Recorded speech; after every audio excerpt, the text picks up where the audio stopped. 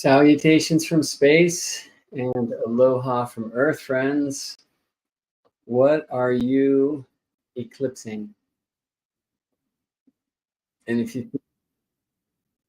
sharing something about that in the comments, I invite you to.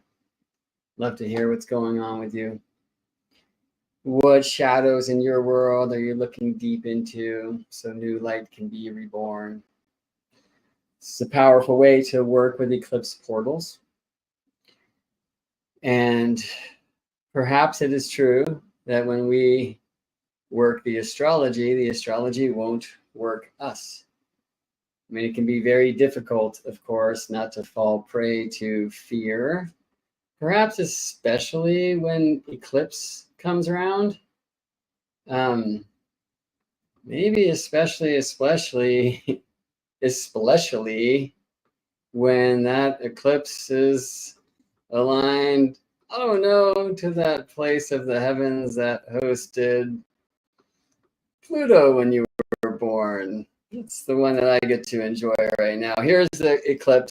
Geocentrically, this happened at 11:49 a.m. Pacific time, so just a bit ago, actually, during the time that StarryTelling hour is typically scheduled each week, each Wednesday, miércoles. I typically like to start at 11:11 a.m. Pacific time, but that was eclipsed. I mean, actually, quite literally, and for other reasons that I'll probably express a little bit before we move into this more globally speaking.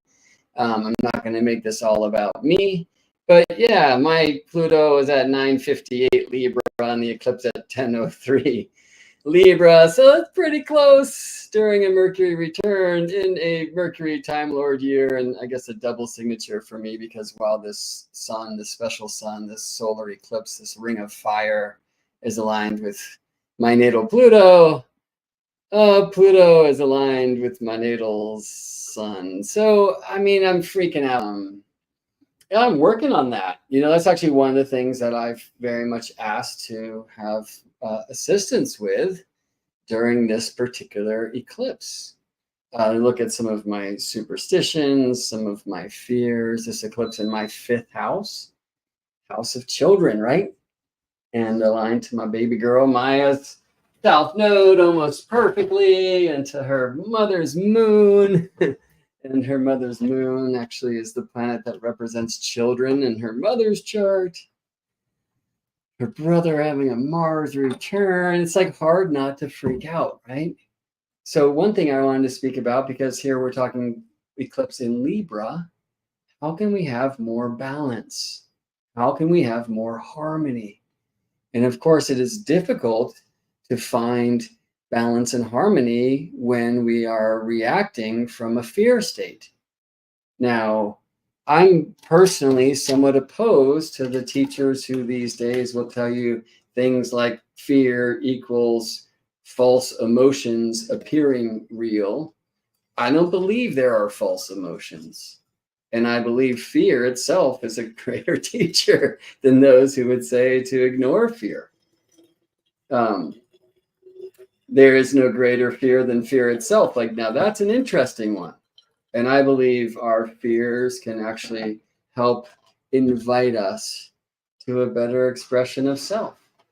But of course, it is very difficult to find harmony and to find balance, and Libra is partly in that reality, right? When we're in fight or in flight or fright or whatever it may be. So it is a very good time to remember to breathe. I'm sure you've heard this one by now, an amazing thing that the only thing that caterpillar shares with the butterfly form it will become is the lungs, right? And the rest of the pillar in that cocoon goes to goo. But we have to keep breathing. And of course, Libra, an air sign, right? And so finding that balance, breathing in, breathing out. You know what? Let's do this together a little bit while the tea steeps. Let's honor the earth, and we'll just count 4 in and 4 out. Equal breath in this case. So Everyone out. So in. Hold. Out. Hold. In. Hold. Out. Hold. In. Hold. Out. Hold. In. Hold. Out.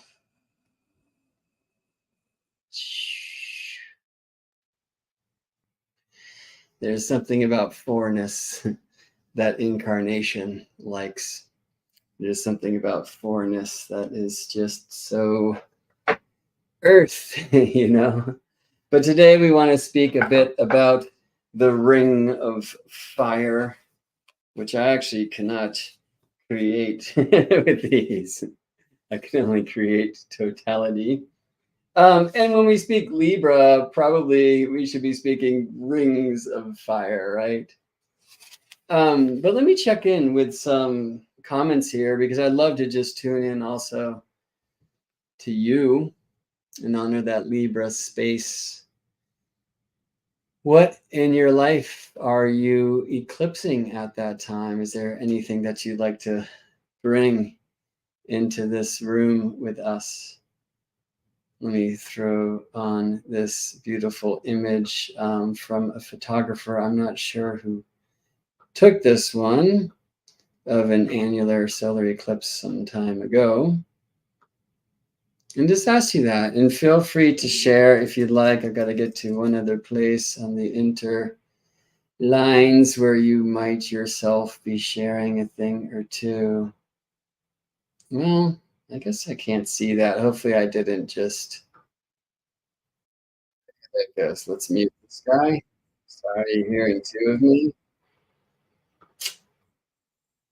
No, I don't know how to mute that character, so we can't look there. So I can look in two places. Does anybody want to share what you're eclipsing? Diane says she loves when we do embodiment practices together. Yeah, and Diane, along with many of you that I see here, members of Constellations. So I want to share with you, as I often do, about Constellations, which is the school of Astrology's community membership.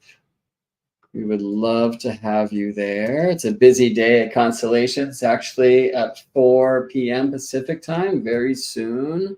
Alyssa Luna of In the Moon Den will be leading us through a monthly astro embodiment practice, as she so beautifully does, bringing us through some yin yoga and some pranayama, some qigong, and just pure Alyssa moon magic.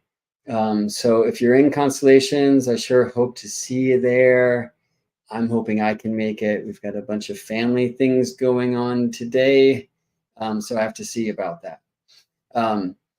I will certainly be watching the recording if I'm not able to make it live on my membership page.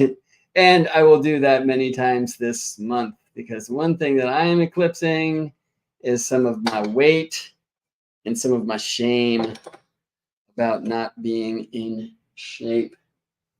So we will, in Constellations, this Saturn's Day, when it's my turn to teach, as I do the first Saturday of every calendar month at 9 a.m. Pacific time, we'll be doing a community share where we take this Libra eclipse through the 12 signs.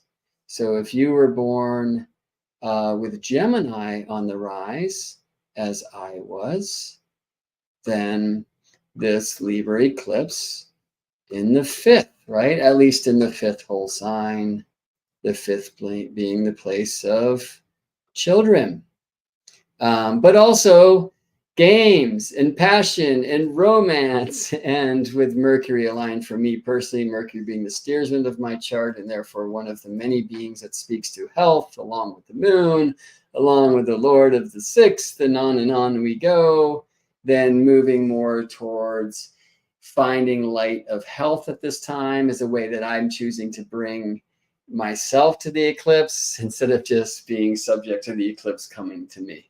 And whether this is something we can do or not, it is certainly worth trying and very worthy of our energetic expression, right? Like, how can we choose change before change chooses us? Or how can we make ourselves available to the energies of change when they come around? And certainly eclipses are this. Here in the Bay Area of California, where I live, again, this eclipse aligned at least geocentrically, which means Earth-centered, with Sagittarius on the rise.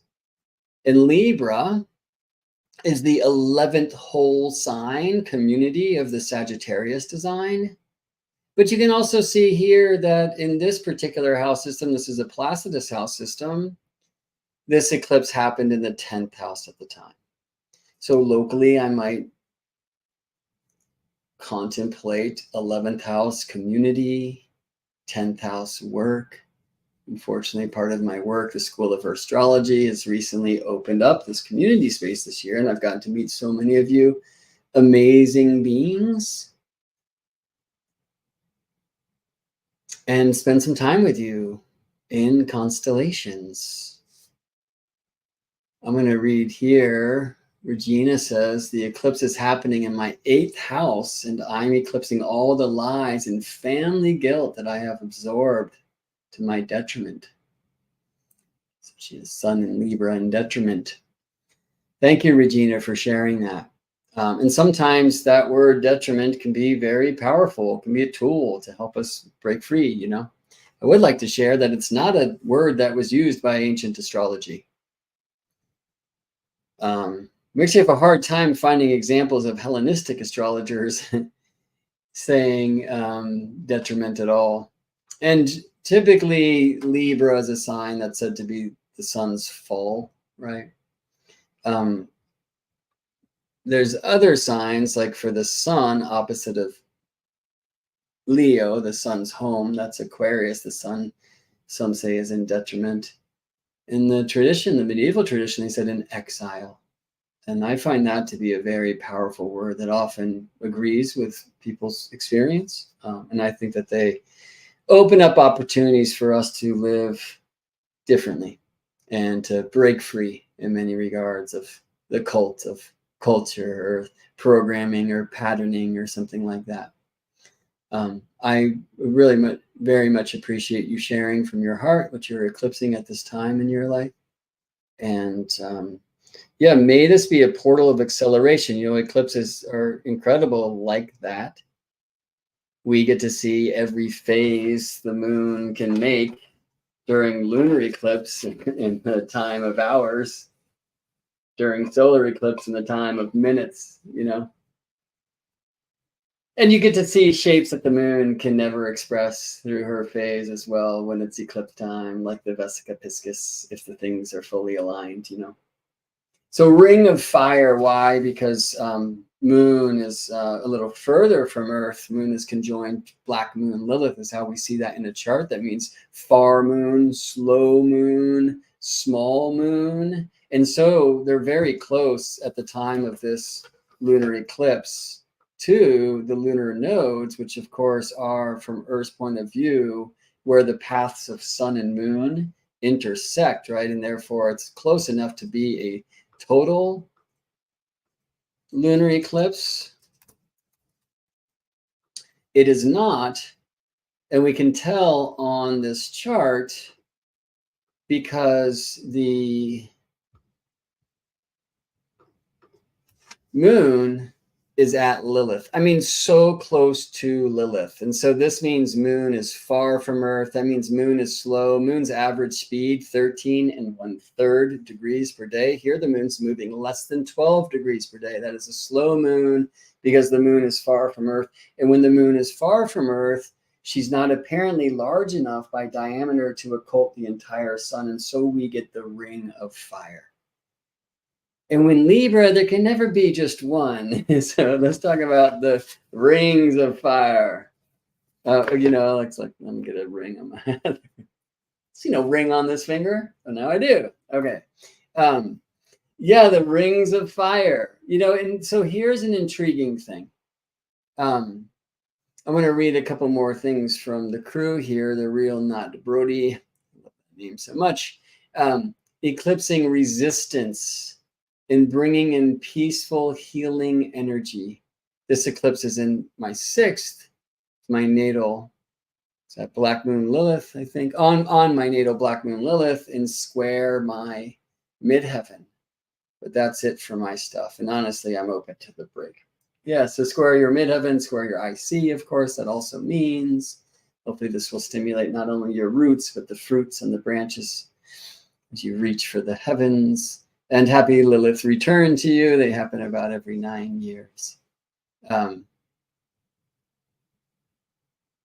Sophia says, as a Libra rising with my South Node in my 1st house, everything aligns starting in May. And she sold her business. Congratulations to you. Yeah, 1st house, so a whole new direction, right? And so, here's the thing. When I kind of fall into fear around something like the eclipse in the 5th, and oh my God, my baby, so before Maya was born, the most recent solar eclipse in April, the Aries eclipse, which I knew would be my baby's prenatal eclipse, here at the house where the eclipse was experienced visibly in partiality, we chose not to go to a place here in the United States where we could have seen the eclipse in its totality. But we did a burning ceremony here with Mama and brother, and really burning away our fears that baby wouldn't make it through. This coming on the heels of a couple miscarriages over the recent years, and that baby would be happy and healthy, full of wonder and joy. And I guess we did good because she's doing great, but I still have these fears, So actually, in that burning ceremony, I'm still working with the ashes from that particular burning. And so for today's eclipse, I was outside charging those ashes up, sitting with them. But then I decided to do like a workout, and it's been a while because, again, like in the 5th, it's a place of passion and romance, creativity. And, we had a child. And the energies of eclipses, they come around before they arrive. Perhaps when we have the full moon or the new moon at the lunar bendings, when the sun is square the nodes, right? So currently, of course, we have the lunar nodes, North Node, Tropical Aries, South Node, Tropical Libra, which means, by the way, we are in lunar maximums of the standstill cycle. And I have to leave that there for now, though it's a very important thing to learn about. And so it was when the sun was in Cancer squaring those nodes around that time where we had the new and full moons at the bendings. And for me, that's a time when the energies of the previous eclipse cycle and family passed the baton to the one to come. And our baby was born right in that window. So I very much feel that this eclipse, her postnatal eclipse, intriguingly with Maya, is 108 days old today. And if you know about 108, then you know what I'm talking about, okay? It's a very important eclipse number. Intriguingly, here's her postnatal solar eclipse. And so I'm really in that ceremonial space, and I feel just about ready now, I think, on the other side to do something with those ashes from our burning ceremony. When we had our April solar eclipse, total solar eclipse in Aries. And I'm just realizing we did a fire ceremony then. It would be good for our family to sit together with the ashes today and do some breath work together. So I'm going to bring those for when we see Koa in a little bit after school. So thanks for that. Sometimes the crowd comes around and I can talk myself, thanks to your wisdom, I'm convinced into, oh, that's a good idea. So I appreciate it. Ashley says, eclipse in her 5th, opposite Mars and Venus. Transiting Uranus is opposite her natal Saturn and South Node in the 6th. My cat's health is declining and worried about her. Oh, Ashley, I'm so sorry to hear about your kitty. And hopefully this is a momentary experience of eclipse powers and that she's going to break through and feel quite revived on the other side. And I just wish you grace and blessings. Speaking of, much of the world going through great calamity now, yes. Wars, death, storms. So if you're living in these places with great pain right now, just want to send blessings, and hopefully we can all just kind of breathe into the light of our heart and send out beams of harmony, of balance, of peace, of love, of grace, and just let that go as wide as we can. For those of us in constellations, by the way, Saturday when we come together, and I imagine, actually I'll shoot Alyssa a text when I'm done here, but I'm sure she would anyway, just to start in that way when we get together to really beam the love out there. Where we live in California right now in the Bay Area, it's crazy hot. But we are not having floods in our town underground and underwater and that, you know, so there's no reason for me to complain. Actually, I'm just feeling very blessed and in a place of gratitude, right? And it's always that brings us back to balance, to harmony, grace, to equilibrium, right? So yeah, let's think about our cats and our dogs and our babies and the ones that we love and moments in our life that were full of bliss, and let that energy also kind of fill us and help bring balance for us. And then we can send that energetic cord out, you know? So if I'm struggling, for example, with like shame around my health, let me at least, while honoring that and letting that motivate me to become a better me, also balance that with gratitude for the growth that I am moving through and the good things that I am and do. And I hope, as I'm talking about myself, you can apply this for you in any way. I'm really intrigued right now in contemplations of, well, how much is it about the sign, which is much more of a global thing, right? We measure the planets in the signs from the center of the earth where we are all one, versus planets in the houses. The planets in the houses are an expression of where you are locally on the planet. So at the center, the below, the whole, a place of oneness, the surface, a unique place. We have friends here in Seattle. We have friends here in Mexico, in Ireland. I thought I saw Nigeria before flash by, which is amazing. I definitely see South Africa in the house right now. I see Maine. I see right across the bay in San Francisco. Yeah. Rufai from Nigeria, greetings. Thank you so much for being here. What a blessing to have so many nodes of this world connected in this moment. And I feel very honored by the present of your presence. We have the Netherlands in the house. Greetings. An amazing truth about eclipses, right? Like I'm looking at the sun during the eclipse moment and no eclipse for me, right? Because like where I was looking, it was kind of like one of these numbers and the moon appeared to be beneath the sun. And if I went further south, it did this. I was, by the way, though, at the same time live streaming an eclipse live stream, redundancy built into every great space mission, from Easter Island, which was an amazing thing to behold. And a really cool thing, I learned about this personally and experientially during a Mars occultation, so moon occulting Mars. I think it was in December of 23, maybe 22. Some of you were there. that we experienced the moon occult Mars, and then after I was leaving, like the moon ate Mars and spit Mars out the other side. It's like spicy, right? Then as we were leaving, Anna and I were walking to the car, I cast a chart, and then the moon was conjunct Mars in that moment right then, and I was like, wait, what? And I was like, oh, right, this is about parallax.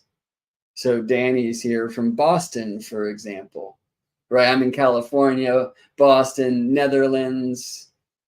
Things will happen as far as the parallax goes. So lunar things will happen first in California, and then in Boston, and then in the Netherlands.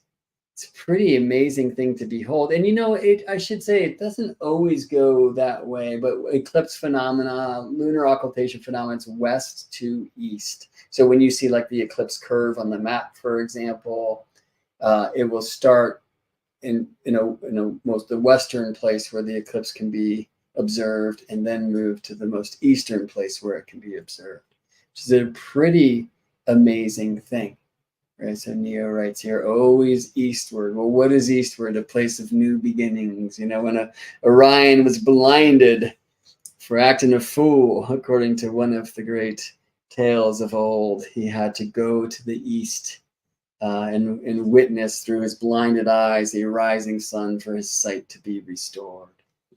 East, a place of new beginnings, right? And so eclipses offer acceleration portals. They actually really help us tune into the truth that the chart goes both ways, because what happens is the moon rises before the sun, but then moves across the solar disk as together they are rising in the east and going to the west to set, right? It's an intriguing thing.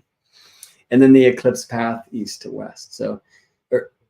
West to east. What we think of kind of is like backwards, but it's not backwards for the movement through the signs. And I don't want to get too technical here. What I want to say is this. All eclipses offer portals of acceleration. Accelerated what? Accelerated shadow play to find new light.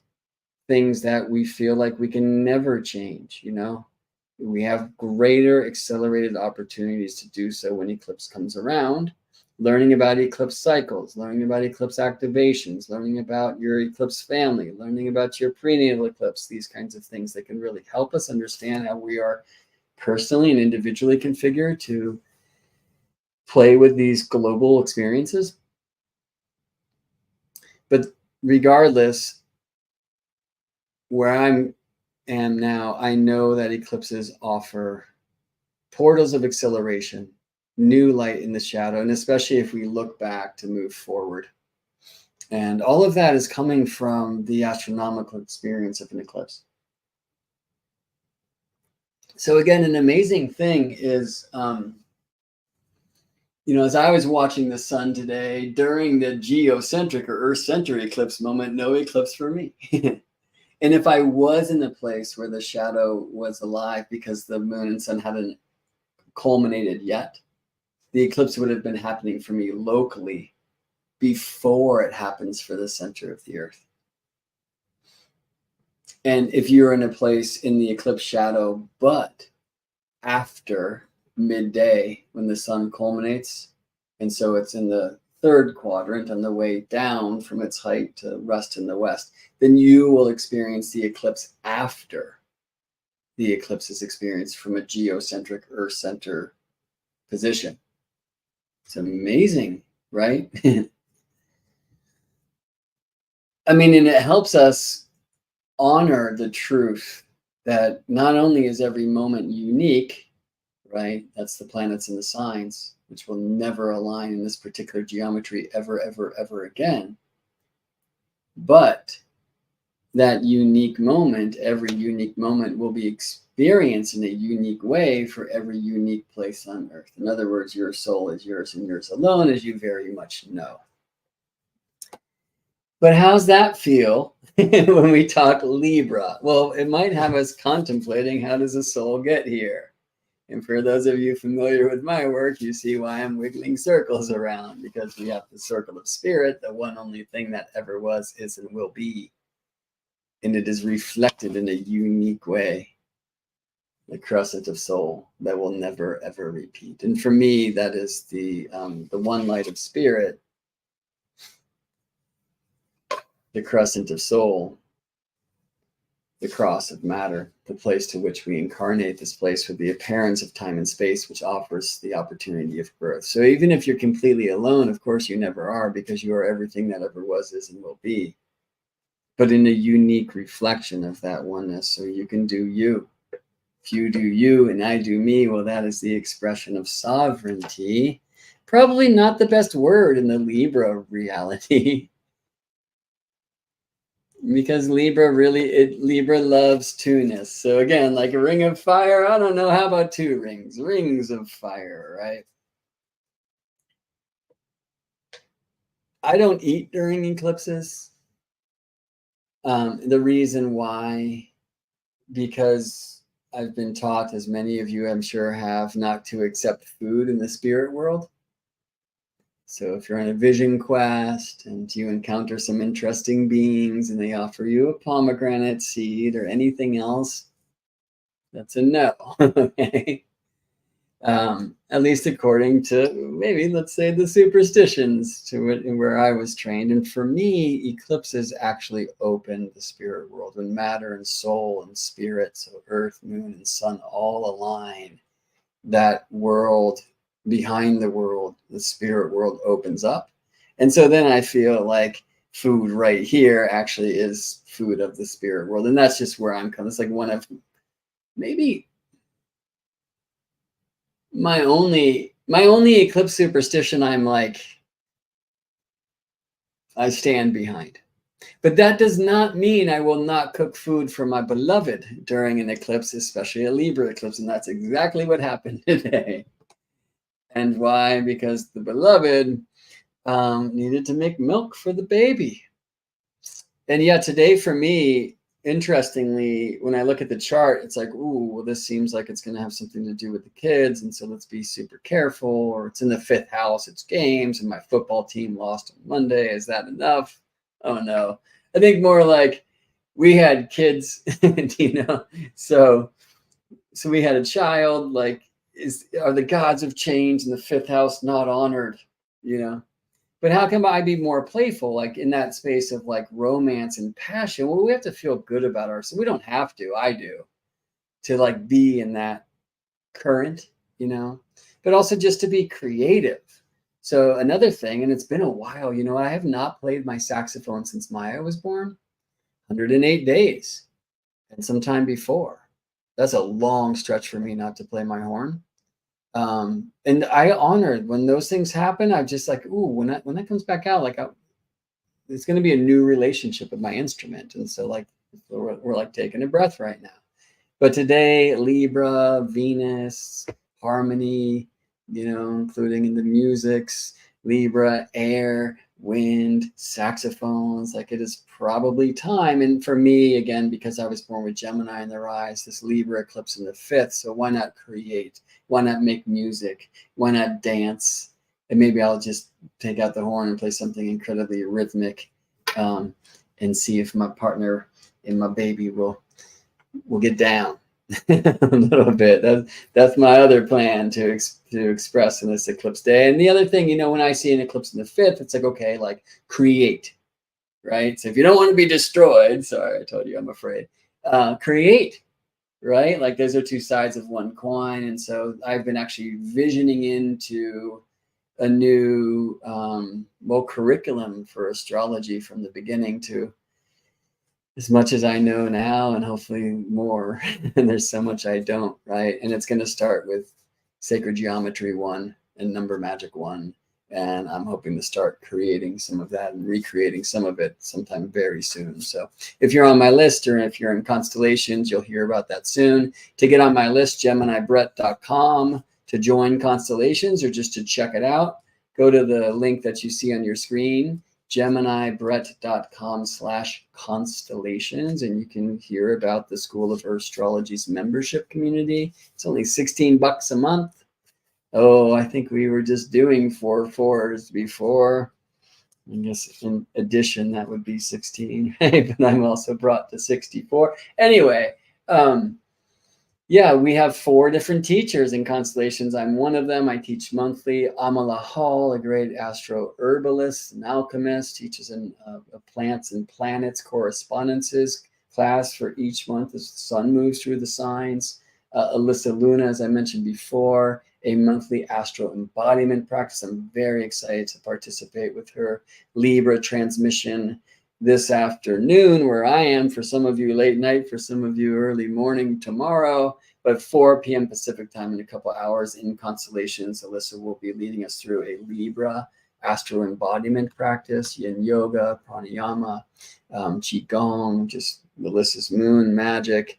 And then Phelan Shiva leads a astro tarot circle once a month in constellations. And we have community discussions regularly scheduled throughout the week. And I typically lead one on Saturdays now, unless I'm teaching. And I will be teaching this Saturday, 9 a.m. So if you want to join that, it's going to be less, I keep saying this, but this time it's going to be very true. It's Libra time. Less of a personal teaching sitting in front of the class and more of a circle. We're going to take this Libra Rings of Fire eclipse and we're going to look at it in the 7th for Aries. Actually, let's start with Libra. In the 1st for Libra, in the 12th for Scorpio, in the 11th for Sagittarius, in the 10th for Capricorn, and like that. And because we in constellations have such an amazing group of the astrologically inclined star seekers with open mind and beautiful heart, I'm sure we're going to get to tune into some very beautiful and powerful examples, hopefully at least one for each of the 12 signs. Time will tell. By the way, if you join constellations, you will have access to all of the classes that we've taught so far. There are many, many, many, many, many. And the first that I taught this year was around the equinox and the April Aries solar eclipse, where I taught 7 hours of eclipse and eclipse cycles masterclass, including presenting my theory of the importance of nodal return windows. So if you want to access that and much, much, much, much, much, much more, GeminiBrett.com/constellations. Okay, we're past that bit. So how much of this is about me? And if I go to look at this for me, how much should I trip on this eclipse aligned to my Pluto? What does that mean? And you know what? As I'm saying that, I just got a very clear image of some prayer work that I'll be doing later. Yeah. So that we should, in our cosmic craft, know how these global happenings to speak to us personally, but then also how much globally.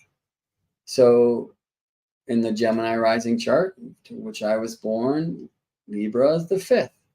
Passion, romance, risk, creativity, children, because they are the creations of our passionate romantic risks. If I was born in this room, my baby was born in the room through that wall, then Pisces was rising at the time of my birth. So maybe I should consider Libra in the 8th. Damn, I thought I was already scared enough. What about Libra in general, right? What about the signs? And intriguingly, like yesterday, I was invited to participate with Sadie and Historian on the Gemini Rising show. You can find that on my YouTube, by the way. GeminiBrett.com/YouTube will get you, I think, to my live streams on YouTube. And it was a lot of fun. And we didn't set out any plans. They had questions to ask, and my answers were quite meandering, as they tend to be. And interestingly, much of the discussion ended up being about counseling and how to be considerate of the other when they come for an astrological session, right? And bad counseling practices and horror stories about readings that I've heard from clients or that I've experienced, or Sadie shared one that she experienced, etc. You know, and so we really got into this interesting like Libra space, which was in no way like intention of our time together. And I really appreciated it. Many of you have studied with me personally, like you'll hear those kinds of things from me often, like know what to say, know what not to say, know what not to say, but how to say it based upon who you're saying it to, like those kinds of things, right? We really went there. And then today, the reason why StarryTelling Hour was eclipsed, I mean, literally there was an eclipse during StarryTelling Hour's typical 11:11 a.m. start on miércoles, Mercury's day, Wednesdays, right? What a trip. But my partner, Scorpiana, she has so much wisdom that it's now expressing through her teeth. And she's got some of those ones that often lurk in the hidden places, like coming to light. And she's been in tremendous pain and worry about that. And so one thing we're both worried about is there's going to have to be some antibiotics likely. She's got some pretty bad infection happening right now. And so that goes, of course, through the boob and to the baby and all those things, right? So we're talking to our naturopaths. Fortunately, I'm very blessed to have an incredible naturopathic doctor of a sister.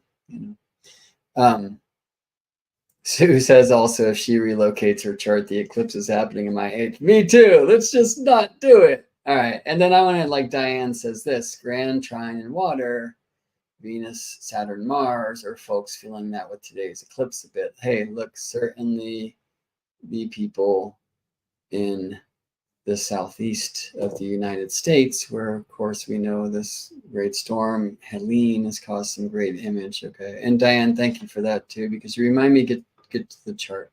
So this chart we see, and let me start with some kind of the old school view, 7 rays, that kind of strong grand water trine appearing here. Sextile fan, some call this one, I like to call it the sexy trine. We'll get back to that. Okay. And then as we spoke about before, the lunar eclipse at Black Moon Lilith, this is the true Black Moon Lilith, that means moon far, small, slow. And that's why, though close enough to this lunar nodes, a place from Earth's point of view where the moon souths across the path of the sun and therefore is on the ecliptic and can create eclipse, though the moon and the sun are close enough to one of their nodes for us to experience totality, the heart of the earth, the heart of the moon, the heart of the sun, strongly enough aligned, because moon at this time, and we see it on the chart as moon conjunct Lilith, is far from earth, moon too far to occult the entire sun disk. I want to play a game of dispositorship here. Eclipse in Libra, Mercury there as well, and we'll get back to that character, okay? But Libra speaks the language of Venus, yes? The eclipse in conjunct Venus, according to the tradition, you'll see no lines drawn here in the tradition. Neighboring signs are blind to one another. There is no such thing as an aspect called semi-sextile, okay? And so in a way, the moon, Mercury, sun, even the node and Lilith, if you want to play, like they're learning how to Libra without the assistance of Venus. But there's an interesting thing that's happening at the peak of what we call a dispositor tree, which is, let's go for moon and Libra, learning the language of Venus. Venus in Scorpio, traditionally the language spoken by Mars, and look at this strong Venus-Mars trine, 2 vertices of the grand water trine that I will return to, I promise. But Mars in Cancer, that land that speaks the language of the moon. Now we do have an aspect here, according to the tradition, right? We have a strong square. In fact, after this moon conjoins sun for the solar eclipse, moon will then next meet Mercury and then square Mars. So the translation of light here is moon to sun, moon to Mercury, moon to Mars, and then moon trine Jupiter before she's finished with her Libra tasks. But let's speak again about this dispositor tree. So the Libra moon, looking for Venus, nowhere to be seen, but Venus in Scorpio paying rent to Mars, the landlord of that sign, according to the traditional approach. Then Mars in Cancer handing that rent to the moon. And then the moon gives it to Venus and Venus to Mars, and like this, right? And a really cool thing, I call this a magic square or a magic mirror. Though the Libra beings are in conjunct Scorpio Venus, the teacher of that language, that Libra language, they see Mars and Mars sees Venus. And through this dispositor tree, there is a connection. So let's feel into that a little bit, and feel is the right word. And I'm going to return there because I want to honor some of these other really strong aspects, like the grand water trine that Diane called. And so we have Venus trine Saturn, Venus trine Mars, Mars trine Saturn. When we look at the grid, we're going to find that Venus is applying to trine Mars, that Venus is applying to trine Saturn, while Mars is separating from the Saturn trine. What is a Mars-Saturn trine about? Mars in Cancer. Said to be a challenging place for Mars. It's something that I was born with. Koa, our guy here, our 9-year-old here as well, something that we share. With that trine can help, I think, Mars, who sometimes wants to do Cancer in a way that's faster than the Cancer design is inclined to play. Mars here can help us slow it down a bit. Now, there's a chance, by the way, when we see Libra and Pisces for parallels, that's not happening with Saturn at this time. But as we move through days, then we will find the Libra beings creating parallels with Saturn. Like here's Mercury parallel Saturn on October 7th.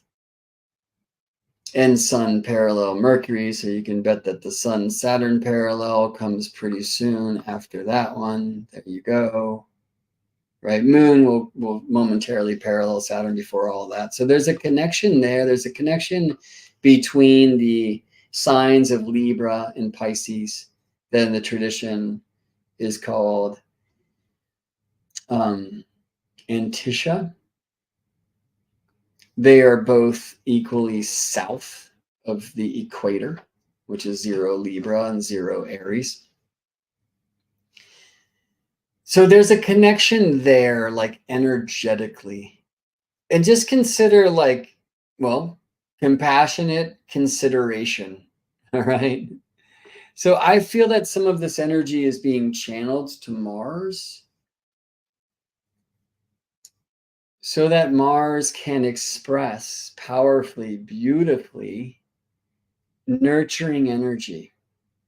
Sometimes that comes out in a weird way. And, you know, when I say that, let me say I'm speaking for myself.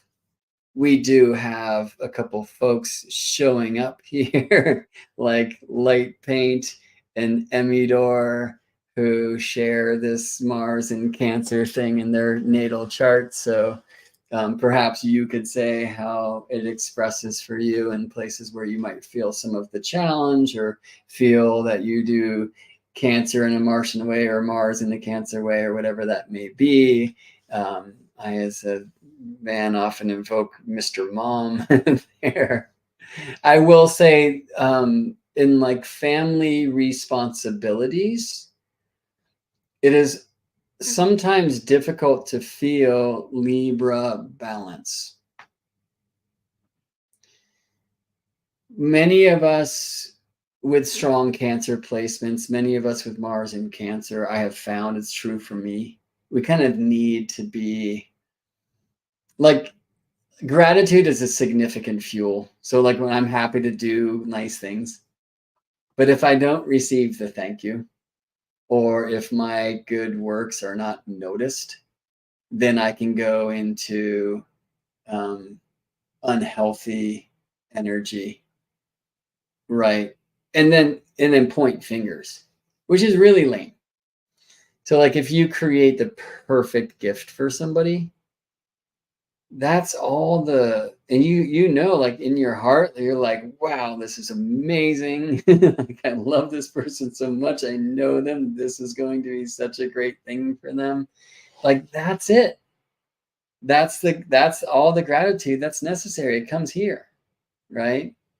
If we wait for like the fireworks show when the gift is unwrapped, it never comes. And it always does if we don't need it at all, because we're already self-fulfilled. You see what I mean? That's part I have encountered of my own personal Mars and Cancer thing. And oftentimes strong Cancer placements. And I mean, I can find my own just like upbringing and social code and other things as part of that, expression for me. So sometimes it's hard to see how much of this is the natal chart versus whatever. But like right now, Anna might be like breastfeeding our baby at night and helping to get her down, and ask me to fill up the glass of water, or maybe tells me to, right? And it's hard for me not to go into trigger space or to feel out of balanced. Whereas if it was, hey, sweetie, could you please fill this up? And sometimes she might say it just like that, but it's not what I hear, right? So that's, I think, a little bit in this Libra solar eclipse squaring Cancer Mars. We need to be careful of some of that energy, right? Where do you feel that because you're putting so much energy into your responsibilities, and maybe you're even feeling like you have to be the one that's doing all the mothering or whatever, that you're just out of balance and you don't have that equality in partnering. And then if you're me, you can be like, reflect for a bit and say, you know what, that's ridiculous. Like maybe I'm having that feeling, and that feeling's important. And, where does that like tenderness, where is that sourced? Is there something I need to look to and to heal? And is there a way, Libra, that I can help my partner understand more about that deficiency in me? Frankly, like that's what it comes down to. Or that, no, let me say that in a more enlightened way, that tender spot in me, and to help me move through that, right? So I'm going to read this from Winter. With emotional boundaries, the action required to manifest dreams is possible. So it's a cool read in this grand water trine and how it's working with this Libra eclipse.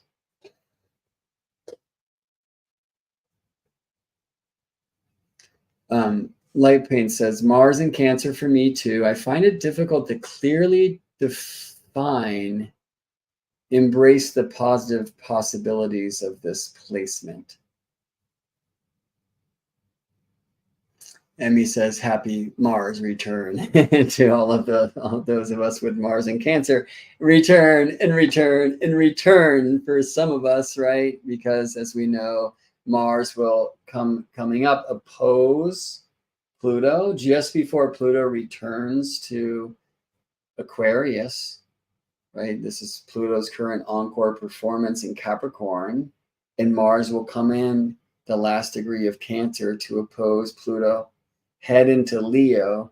Pluto will come into Aquarius. Then Mars will retrograde in Leo to oppose Pluto again, from a Leo, Mars, Aquarius, Pluto, and then back into Cancer for Mars to stay for some time. So some of us with Cancer Mars will have a few returns.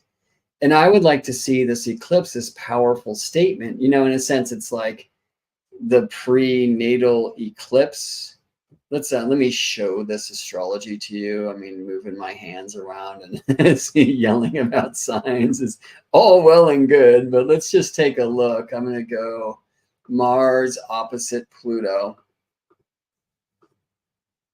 So when we're reading a moments of time, we should be able to rewind and also look ahead using this great gift. And so I want you to see here, this is November 3rd, Cancer, Mars opposite Capricorn, Pluto. All right.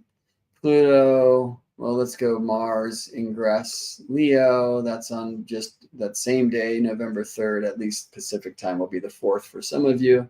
If you're into that whole Gregorian trip, we get Pluto ingress Aquarius on November 19th, right around the time, by the way, of Saturn station direct. Mars will station retrograde on December 6th here at 6 Leo.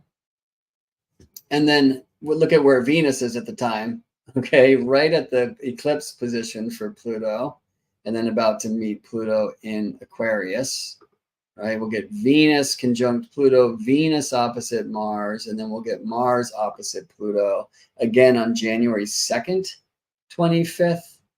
Notice where the sun is then, square the lunar nodes, okay? So this is a time when the current eclipse is happening. We'll kind of pass the baton to the ones that will follow.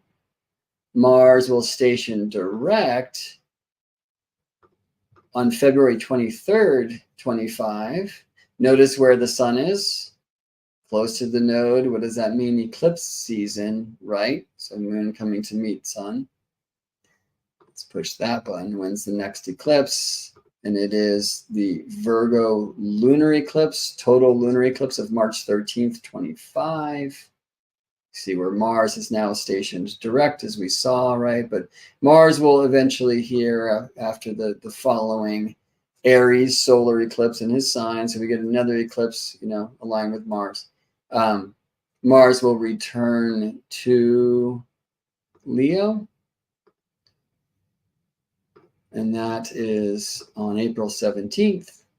And then oppose Pluto for a third and final time on April 26, 25. Okay.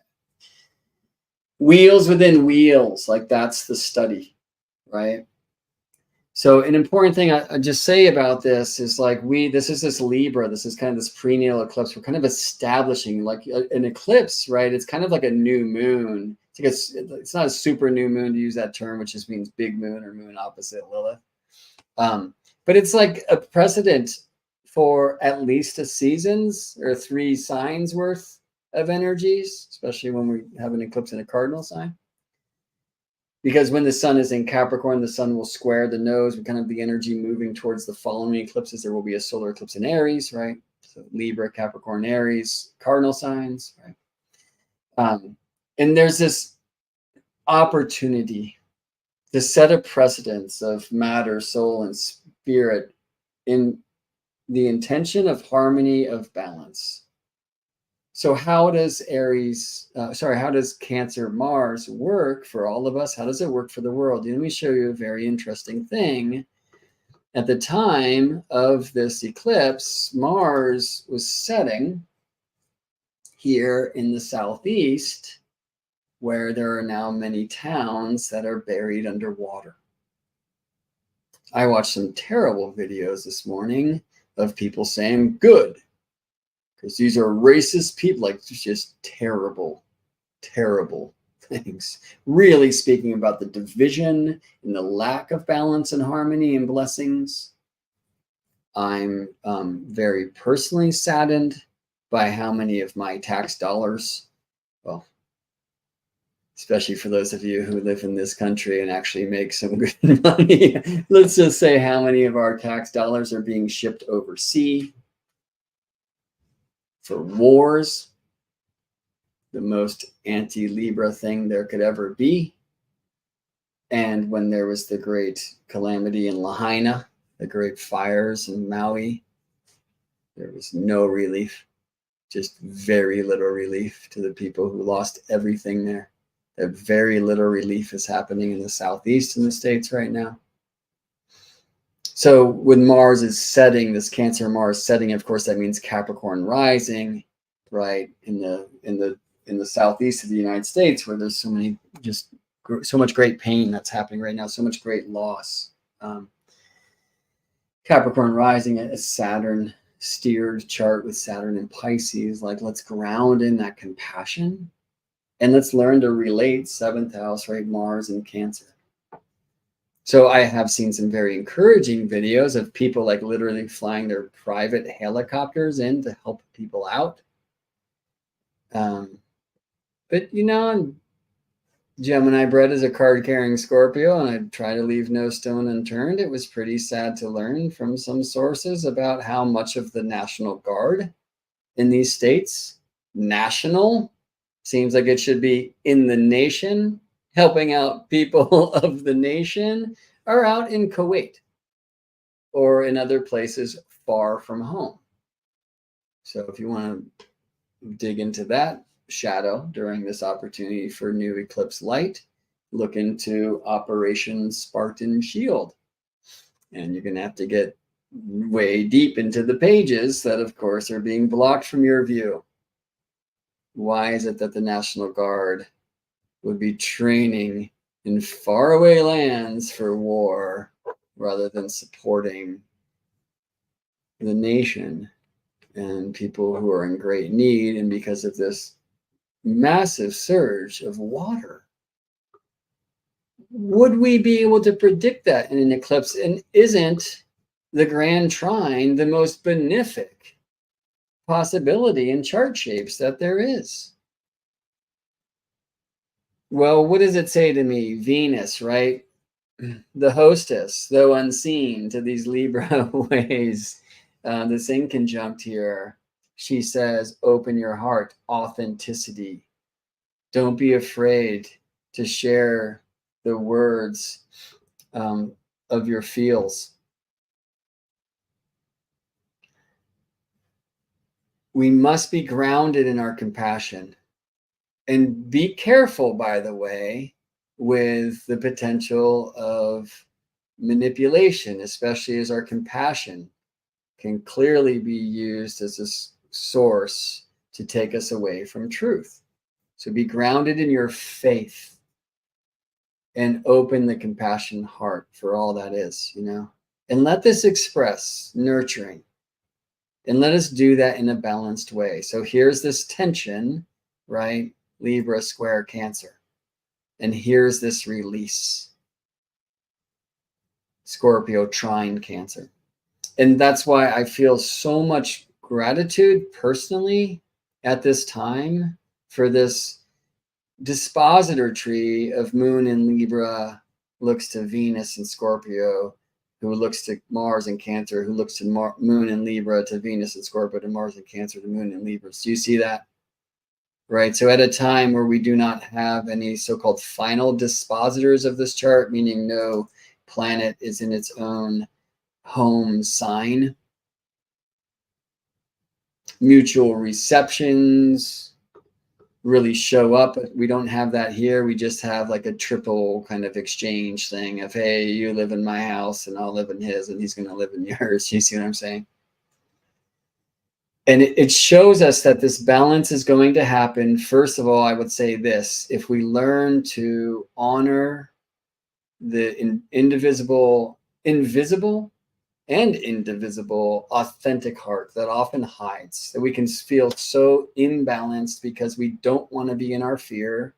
We don't want to love our passion. We are afraid of our sexuality, these kinds of things. We don't want to express that in an ill way, right? And I might be speaking too much about myself and not about the charts. I'm going to put that out, right? But for me, that's very much in that chart. And of course, I'm meant to read this chart in a way that hopefully will offer tools that you each can use. But I should say, most importantly, I need to personally look to this chart in such a way that can help me become a better me. I hope it will help you become a better you, right? And I think in good Libra, we want to avoid the programming of codependency, of looking everywhere for the one that will complete me, and all the other Disney training we received. Many of us here born with the Pluto and Libra generation, like we're here to bring an evolution to the way that we relate to relationship itself. And maybe I'm feeling that quite personally because, as I shared at the beginning of this video, this eclipse is just so powerfully aligned to my own personal Pluto. What if, and maybe this feels a little bit too Leo, but let me show you where I feel Leo is coming into this scene.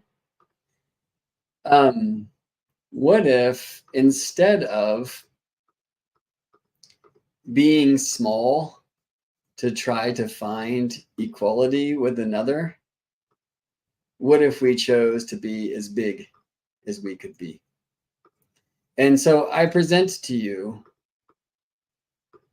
the Mercury cycle. Mercury came between Earth and the Sun around the same time that Mars met Jupiter in his world called Gemini, on the square with this Pisces Saturn, wheels within wheels, right? Every moment is unique, but it's coming from somewhere and it has a place to go. Interesting to see the eclipse Uranus is returning to where Uranus was at this time on August 18th, 24, when Mercury retrograde was conjoined the Sun. Then that means Mercury between Earth and Sun, right? So you are the Earth, my face is the Sun. Mercury in Leo in August became between Earth and Sun for like a new Mercury, and now Mercury's getting initiated in Libra. So I call this for Mercury a Leo-Libra cycle. Leo intentions, Libra initiations. And why am I going off about Mercury?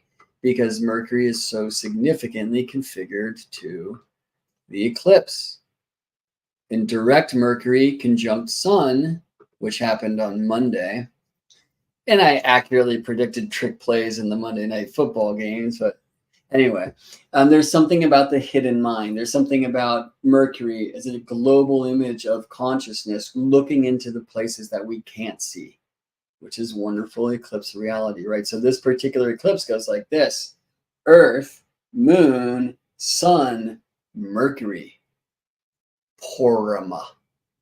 Porama, the waist of the priestess constellation, the star that's long been associated with prophecy, the prophetic gift. I would suggest particularly women's intuition.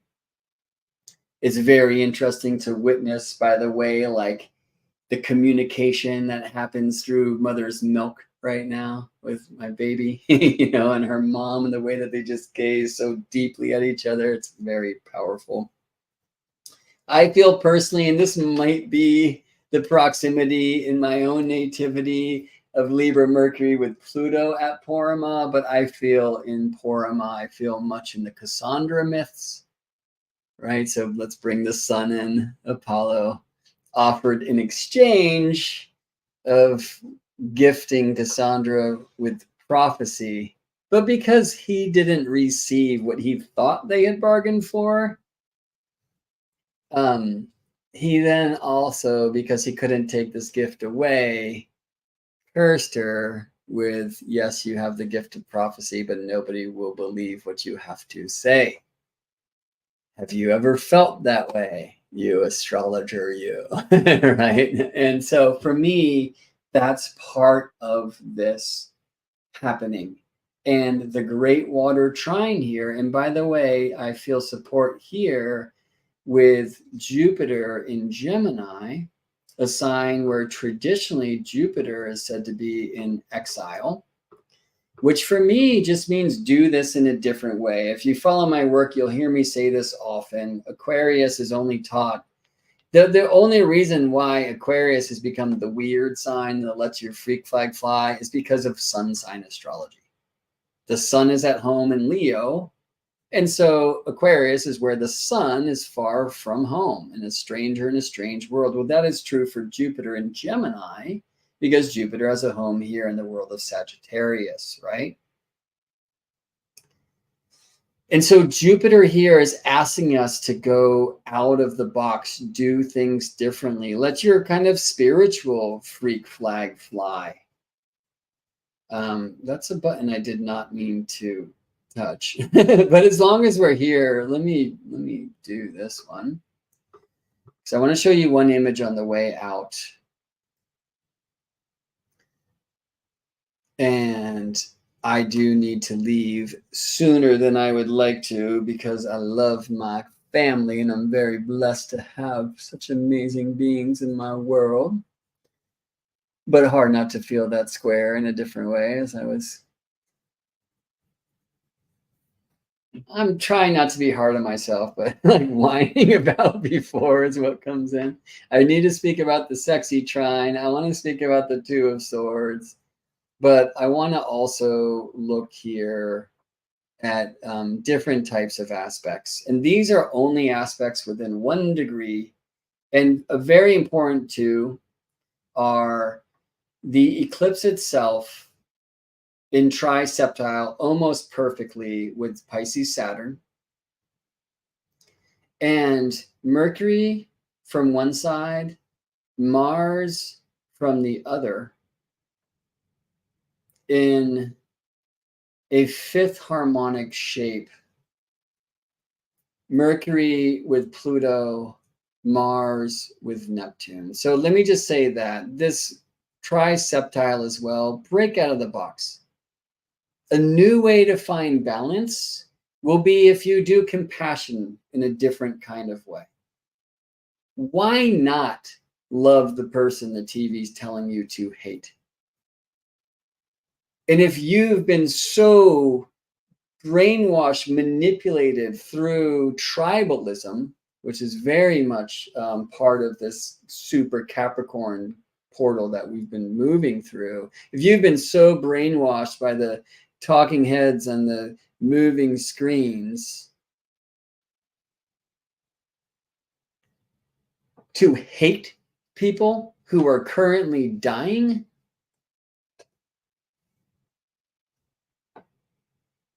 you need to check in.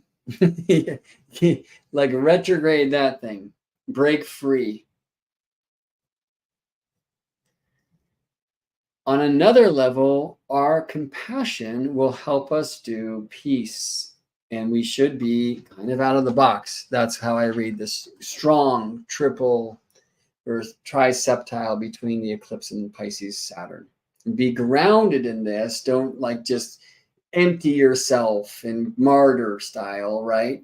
But be grounded in your compassion to find new ways of consideration. And, you know, if you can do that, for those you are most inclined to dislike, you know, go find a house where they put the wrong sign in their lawn and see if you can love those people and be loved by them. Surprise yourself.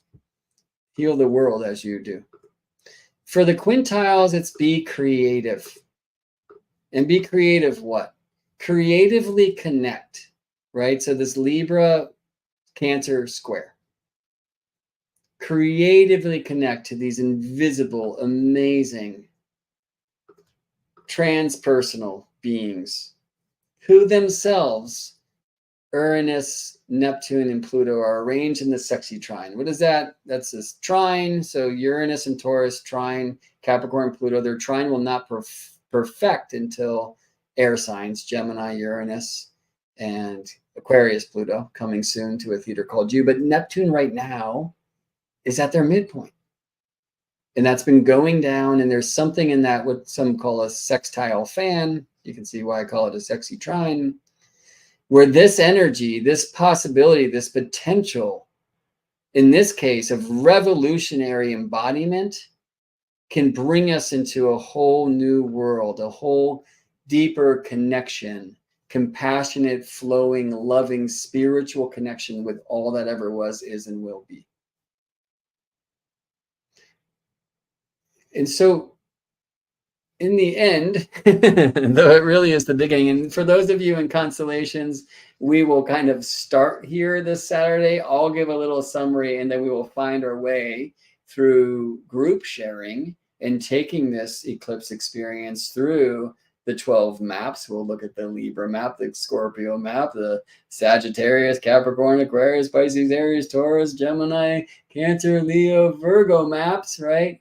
And we'll, in that opportunity be able to hear from many amazing wise beings like yourself, beautifully compassionate beings like yourself, beings who are connecting and loving others, even though maybe the TV is telling them not to, like ourselves.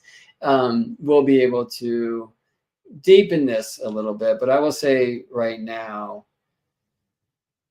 that so much of this eclipse is about the spirit of relationship and about our relationship with spirit. And as I said before, and I'm getting this mostly from Mercury strong conjunction with this eclipse at a very powerful time, that means Mercury conjunct Sun of Mercury's cycle, which I call a Leo Libra cycle. We will find balance and harmony in relationship, not by marrying somebody's potential. You know that madness. They never grow to the thing you hope they will. You just get smaller and smaller to find equality, right? We want to roar. Be your bright, beautiful, radiant you. Let us have a world of equality, of equanimity. Not of people being small so that we can feel equal, but being as big and bright and beautiful and unique and individual as we each can. If you want more spirit in you, show more of you to spirit. What part of you? What part of you does this chart suggest wants to become more visible now? And I would suggest the answer is the watery parts. Are you willing to express the deep heart? And when you do, and stay grounded in the faith of that waterway, will you not only find more balance in self, but balance with those that you have the honor to relate with? Okay, so one more image here. Many of you will know that there is a code of the decans, or the 10-degree divisions of the zodiac, that was mapped by some Hermetic folks some time ago to the minor arcana of the Tarot. And I want to present to you the Two of Swords from the Rider-Waite-Coleman-Smith deck, mostly as an opportunity to meditate. What phase of the moon do you see there, friends? Does anybody want to call that out on this Two of Swords card from the Rider-Waite deck, as it is called? We prefer to say Rider-Waite-Smith or simply Waite-Smith deck. What is the phase of that moon that you see there?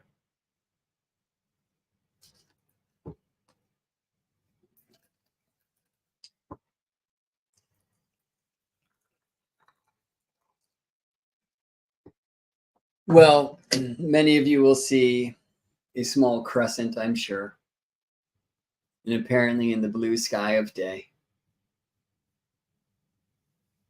So this either waxing crescent or waning crescent, in a sense, it depends upon where on earth you are. But my friends, that is a new moon. And how do I know? The curve of the moon always points towards the sun. And that shape of the moon is never seen when the sun is high in the sky. That is the moon occulting the light. That is a new moon, and the type of new moon that is seen when moon and sun meet. You are looking in this card at a lunar eclipse. And the Two of Swords, which is associated with the first 10 degrees of Libra, that hosts not the lunar eclipse, which is at 10:06, but rather the node at this time. So I think in constellations this Saturday, we will also play with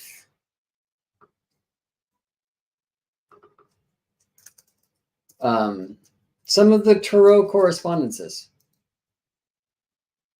So GeminiBrett.com/constellations will bring you to this page. I hope you'll join us. 16 bucks for a month. Give it a try. You can leave anytime. Connect with amazing beings. Tonight, 4 p.m., there will be a Yin Yoga, Qigong, Astro Embodiment, Moon Magic, beautiful practice expressed by Alyssa Luna. I'm so grateful for her bringing her medicine to our community. So that's happening very soon at 4 p.m. Pacific time.